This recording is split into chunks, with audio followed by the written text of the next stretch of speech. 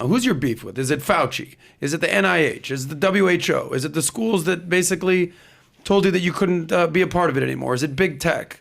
I mean, I want to get to the heart of the matter here. We're doing all these, using all these words that I'm going to have to Google for the rest of my life. What's the damn bottom line? Who are you mad at? Who fucked up? You tell me. I want to know. You look mad. I am mad because, like, the world has been shut down. You know, we're having these conversations that's like, I don't know, blah, blah, blah, Google this, go to this, monoclonal, blah, blah. I want to know the bottom line here. And I think a lot of our viewers are like, all right, I agree with you. What can be done? What should be done? What could have been done differently? Did Fauci fuck up? What percentage did he fuck up? Should he have been fired years ago? What's the bottom line? You know what I'm saying? Like, we can do all this talk in circles, all that, talk about Tom's situation, but like, I just want bottom line and information. I feel like for 2 years, we've just been running in circles. We got the doctor here who knows more than anybody. I'm looking for a bottom line already. What do you want? Truth. But specifically, what do you want? Forget about what I want. What does the world want to know? What do you think the world should know? What do you think the world wants to know? How did this start? What should have been done? Did Fauci do a good or bad job? Mm-hmm. And why are you being muzzled? Those questions. Okay, we've been focusing on treatment. Is it agreed that the virus and the infection should be treated in high-risk patients? Yes.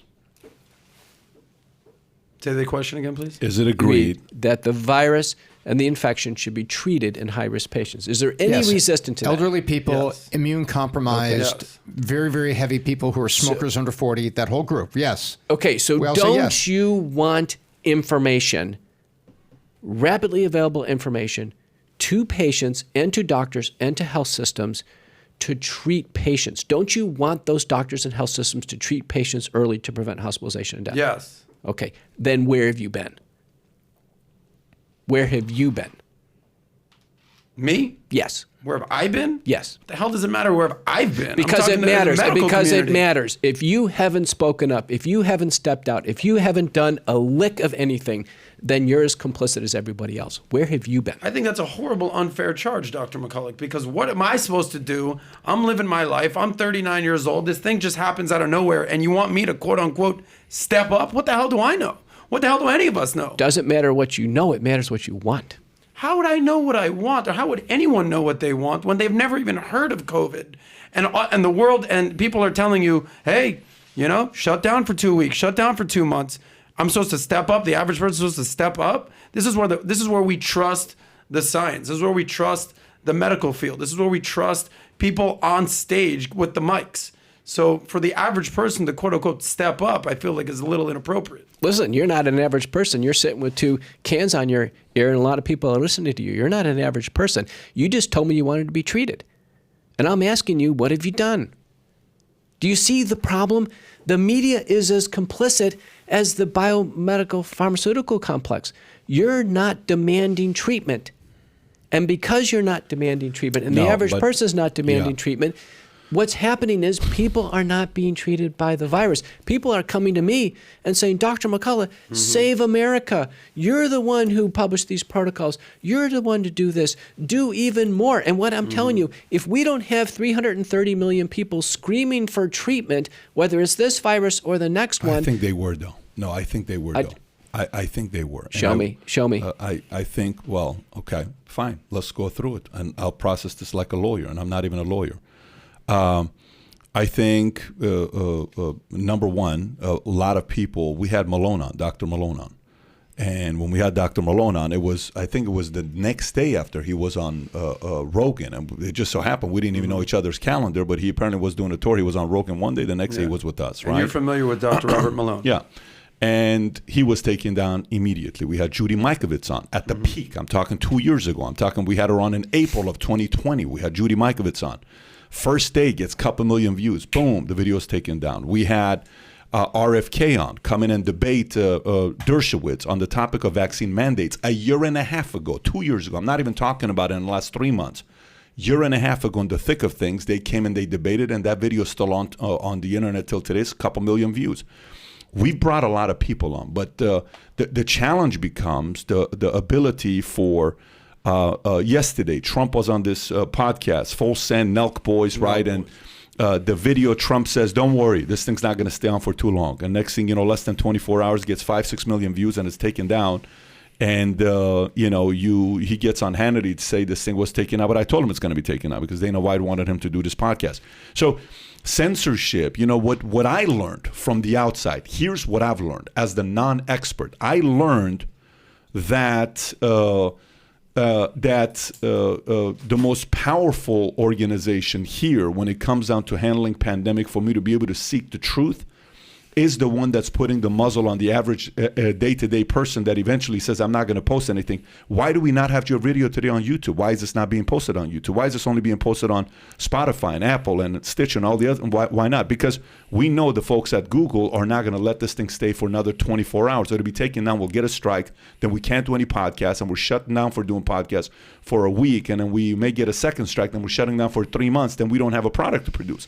So the policies by these major social networks, virtual governments, played a very big role where a lot of average people, like Adam is talking about, felt they were muzzled. So that I realized they have the power. Number two, I don't think a person needs to have as much power as they did to control and intimidate the average day-to-day person to dictate what kids should wear in school as a mask or take a vaccine like a Fauci does.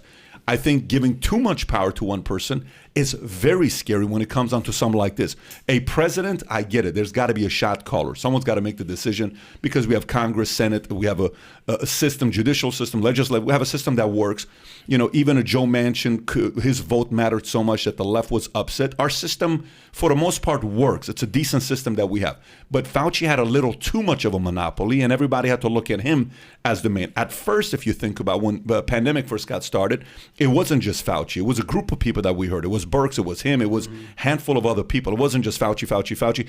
Gradually, he one by one got rid of everybody else, whether he did or another way of getting away from it. And all of a sudden, he's the guy. He's the voice. He's the one that we have to listen to. And the hypocrisy started coming out. So the average day person sitting there saying, Newsom is saying, you got to wear a mask. And the next he's at French Laundry not wearing a mask. Mayor Villagrosa is saying, you got to wear a mask. And then he's seen at a game not wearing a mask. And he says, oh, I don't breathe when I'm taking pictures with people. So the more and more things like that happen, people started realizing maybe these guys are just full of shit. And then you sit there and you wonder, what is really going on behind closed doors? Yeah, I was watching Kennedy's documentary yesterday. I've interviewed a lot of guys on Kennedy, whether it's one of the Secret Service agent, Bolden, who was the first African-American Secret Service agent, whether it's Jim Jenkins, who was one of the 4 guys that held his brain 30 minutes after he died. And Oliver Stone does his documentary on John F. Kennedy, and you're sitting there, 1963, what's today? 2022, how many years is that? 60 years, nearly 59 years later, and we have an idea what went on. But for 75 years, we can really do investigation to dig into the numbers and the charts. And even his own doctor, who had been his own doctor for years, when interviewed in 1967 at the library, was asked, hey, do you still agree with the 3 shots that was taken and what people are saying with the Warren report? And he says, I'd have no interest in commenting on that. What do you mean you have no interest in commenting on that? We kind of have an idea what happened with John F. Kennedy's assassination. Are we not going to find that till 2000 and whatever the year is that Pfizer put on a thing that we cannot investigate this? So the average person sitting there saying, honestly, you guys are so cocky. Doctors are very cocky. I know a lot of competitive people. I'm in a pretty competitive environment. Football players are cocky. Competitive. Everybody thinks they're better. Basketball. I got to tell you, the doctor world, oh my gosh, you guys are cocky. Holy moly, everybody is so competitive. So what happens when you guys are so competitive, the doctor world that I'm around and I talk to experts like yourself, everybody is so damn worried about being right, and God forbid if you're wrong once, that you stick to your ego of what is right, what is your right, rather than shit, you may have been wrong once. And these doctors are afraid to freaking debate each other because you're a doctor. You have to keep this facade of how smart you are. Not saying you, I'm talking about as most of those doctors. So who gets the hit? The average day-to-day person. The bottom line is, listen, I'm not afraid. Yeah. It's obvious many people are. It's obvious that many people never spoke up. It's really obvious the media is afraid. The media is a big problem. A huge problem. Now, who in the media wouldn't be interested in an update on how to treat COVID-19. People in the media, thousands of local TV stations, why wouldn't they be interested in giving an update? Let's have a doctor on and let's go over what you should do when you get COVID. Have you ever seen that? Even once? Think about the oblivion.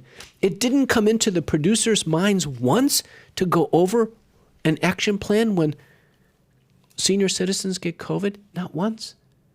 Think about that. That is profound. That is profound. It didn't come up once in a single press briefing for 2 years with the White House Task Force 1, White House Task Force 2, President 1, President 2, Vice President 1, Vice President 2, CNN, Fox, CNBC, MSNBC, not once to have a review on what we should do today when we get treatment for COVID-19. Not once. What would happen if you had a debate with McCullough? Wait, but I don't know about that. You mean never came up once? I don't know if I agree with that, because I've watched even you were on Tucker. I've watched Tucker bring doctors on who recommended what to do and what to prescribe, and I've seen it even with Gupta making his own recommendation, but it's the recommendations of what the CD would. I've seen a lot of that.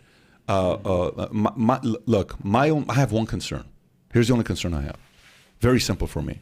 My entire outcome of sitting down with you today, and we appreciate you for coming out. My only outcome is preventative for the next one. That's all I care about. I don't like to be manipulated. I've never liked it. I don't like to be bullied. I've never liked it. I don't like to be played games with. I've never liked it. And all those three things happened in the last 2 years. Those three things create an emotion in me that's not healthy. I don't like it. I want to know what my options are as a parent, as a father, as a CEO, as an entrepreneur, as a content creator, as an American. What are my options? And I want to know we have the right leaders in place that when the next thing happens, because of all this crisis that's going on in the world right now, Ukraine, Russia, Putin's a big personality, Xi's a big personality, Iran's got their own thing that they're dealing with. Somebody gets upset and they create many ways to want to hurt our lives through bio or through cyber. I want to know we're prepared.